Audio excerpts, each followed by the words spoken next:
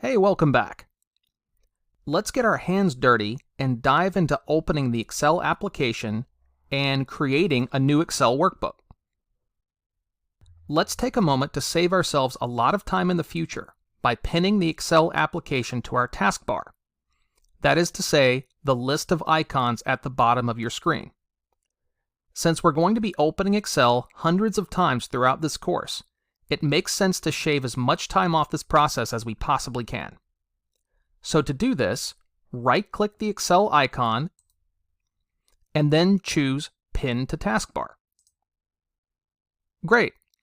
Now we can just left-click the Excel icon that now appears in our taskbar to launch Microsoft Excel.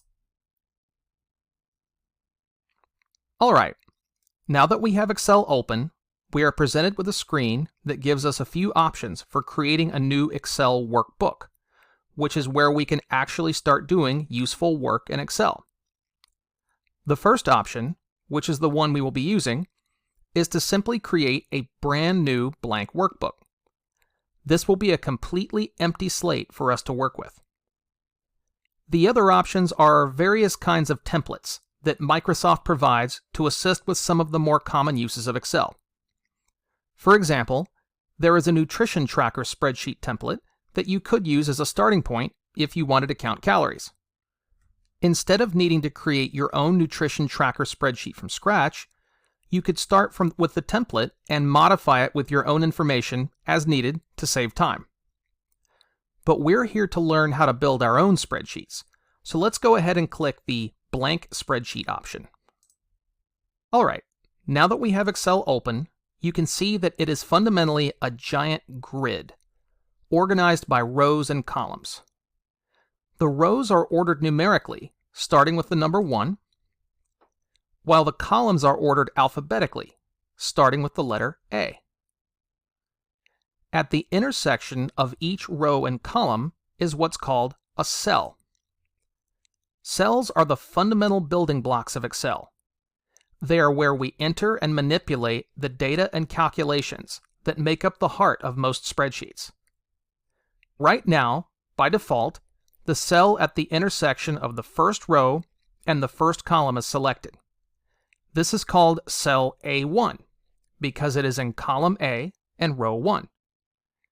And if we look at this little box above and to the left of the grid, we can actually see the address, as it is called, of the cell that is currently selected.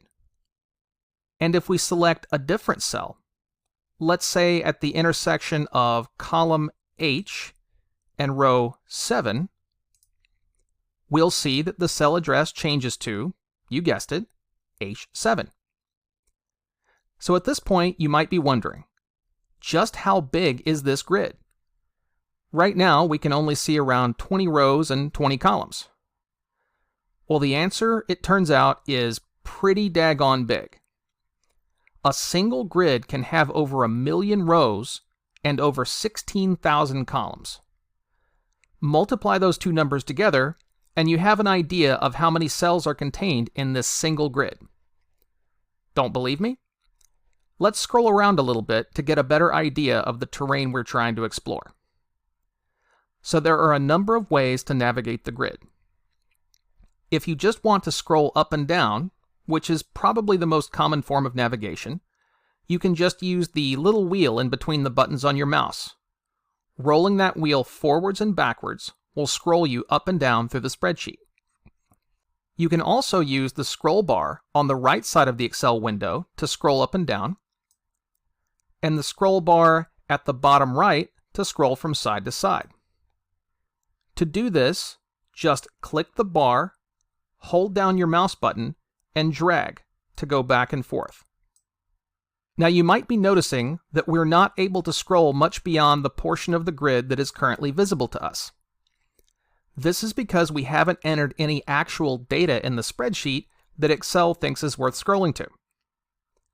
However, by clicking and holding the arrows at either end of the scroll bars, you can scroll back and forth across the grid as far as you'd like, regardless of whether we have any data in it or not. So let's try using this technique to scroll right and see more columns in our grid. So I'll just click and hold this arrow on the right side of the scroll bar at the bottom right, and you can see that we pretty rapidly scrolled quite a few columns to the right. Alternatively, if you don't want to scroll quite so fast, you can actually just single click these arrows, and you can move back and forth in that manner incrementally, a little bit fewer columns or rows at a time. Now you might have been wondering, considering our grid has over 16,000 columns, how this alphabetical sequencing might work once we run out of letters. Well, now that we've scrolled past column Z, you'll see that the sequencing starts over again with column AA and AB and so forth. And this goes all the way to AZ, at which point the pattern starts again with column BA. Okay, now we have a basic understanding of how the Excel grid is structured and how we can navigate it. But what about this big, crazy-looking menu directly above the grid?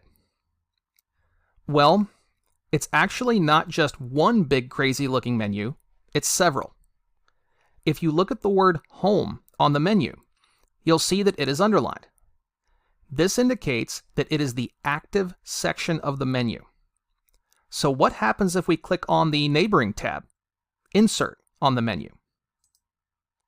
Well, now we get a whole new set of options and commands on our menu. And as you might have guessed, each of the other tabs we see here reveal a whole new category of options to us. Now this may seem a little overwhelming, but it's important to keep a couple of things in mind. First is that Excel is a truly massive application. It is considered by some to be the single largest piece of software ever written. That means it has a ton of functionality, and all of that functionality needs to be organized in a way that won't drive users absolutely crazy.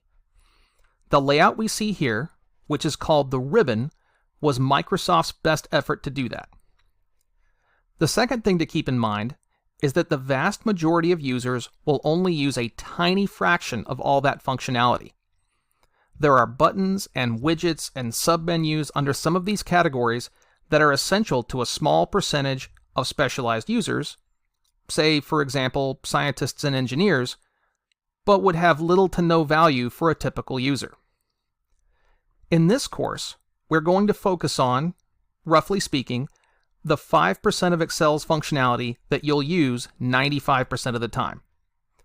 100% of the functionality would probably take the rest of my lifetime to explain and the rest of yours to listen to me explaining, and that doesn't sound like much fun for either of us. So the bottom line is, don't worry about memorizing where to find what command in the Excel ribbon. Instead, think of each tab as a category of commands, and then think about which of these categories the thing you're looking for or trying to do fits best under. Then just look under that tab first. Then once you're on the tab, look at the various subcategories that the commands on that tab are broken up into, which you will see at the very bottom of the menu. For example, on our Home tab, we have subcategories like Clipboard, Font, Alignment, and so on. Now, say I needed some help with a financial calculation in Excel.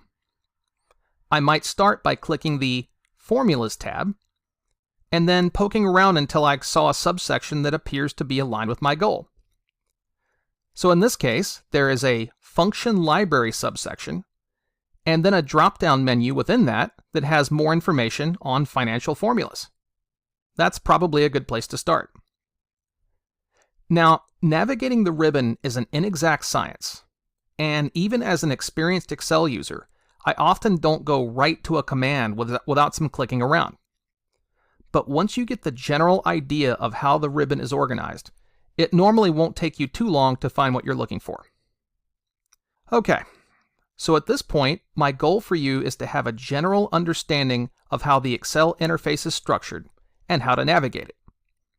I highly encourage you to click and scroll around and just generally explore, which is a great way to get a better feel for the environment we'll be working in. Up next, we're going to go from exploring the Excel interface to actually entering our own data into a spreadsheet. We'll also look at various options for saving workbooks so we don't lose the data and calculations we have stored in them. I'll see you then.